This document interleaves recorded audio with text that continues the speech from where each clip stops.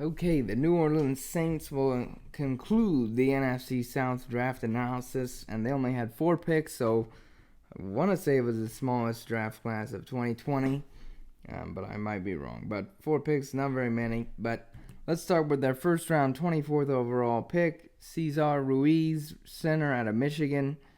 And I cannot tell you how much my heart was broken when he declared for the draft, because this is a huge loss for Michigan. He was a junior, so he could have come back for his senior year. And we actually lost 4 offensive linemen at Michigan. So, and losing him, it's catastrophic pretty much for our offensive line. And you'll find out why in a second. I gave the pick an A+. Ruiz is a 2-time All Big Ten honoree. Pro Football Focus ranked him as the best pass blocking center in the country in 2019. He played 447 snaps in 2019, only allowing 8 quarterback pressures and no quarterback pressures over the final 5 games, which included Ohio State and Alabama. He's a 3-time Offensive Lineman of the Week. He plays guard and center. Ruiz, his coaches had nothing but praise for the big man, saying that he's great to be around. He has an infectious, positive attitude. He's a true leader, a great work ethic, and he really takes care of all the pre-play reads to assist the rest of the offensive line, and even the quarterback doesn't have to worry about that. Anyway, Ruiz, his athleticism and skill and strength go along with the great attitude and leadership. His quickness is also a plus, and he's usually able to get out and get ahead in early contact. He opens big holes for running backs. As very quick after the snap to open those holes. He can also get to the second level. He's got great lateral movement, and I really think when it's all said and done, this guy's going to be a multi-time Pro Bowler, All-Pro guy, and you never know, he could make a Hall of Fame case. But I think Cesar Ruiz will definitely be a name you will be hearing as a center or guard for the New Orleans Saints, as it was a spectacular pick for them. Anyways, that takes us to their third round. Excuse me. Their third round, 74th overall pick, Zach Bond, offensive linebacker to Wisconsin.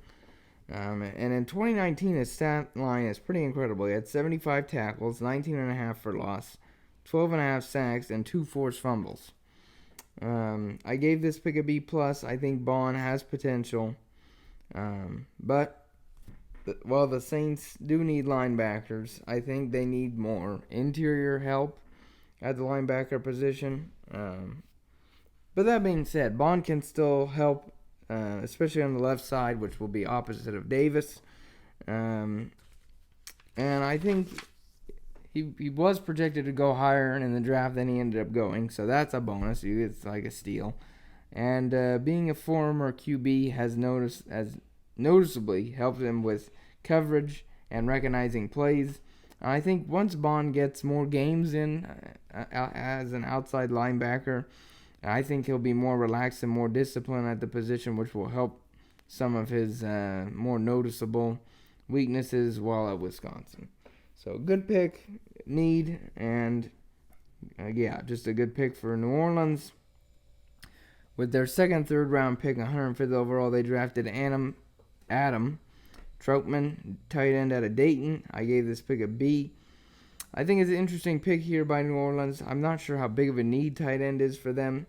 But anyways, with Troutman, New Orleans is getting a big pass-catching tight end. He's 6'5".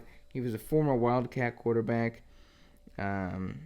He was top 5 in the FCS as a tight end, but he needs to prove that he can do it against the better skill, especially moving forward. And I think he needs to improve his blocking techniques and abilities as not a traditional tight end. That was one of his weaknesses.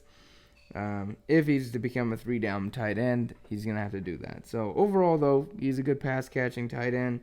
And I definitely think they could use him opposite of Jared Cook very nicely. Their last pick in the draft was round 7, 240th overall. They picked Tommy Stevens, Mississippi State quarterback. I gave this pick an F minus because I do not get this pick when you have Drew Brees, Taysom Hill, and Jameis Winston on your team. Stevens is big, athletic, and fast, but he is a below-average passer, which kind of, when you say dual threat, it kind of makes him back to a singular threat because his passing is so horrible. He lacks the QB and passing skills required. He's not very good, at managing it. Everything a quarterback has to do, and I don't think he's going to be a successful quarterback in the NFL. It was pretty much a wasted pick, in my opinion. But overall, I couldn't give the Saints overall. I couldn't give them an A simply because they only had 4 picks. But I did happen to give them a B minus because I can only go so high. But I feel like they made 2 great picks, a very good pick, and obviously other than the horrible pick. But I really think those picks that they drafted will help them and maybe get them over that hump. They drafted 3 pretty good guys that are definitely, I think, could come in right away and make an impact on that team. But especially moving forward down the road, they could have some pretty good talent here for only having 4 picks.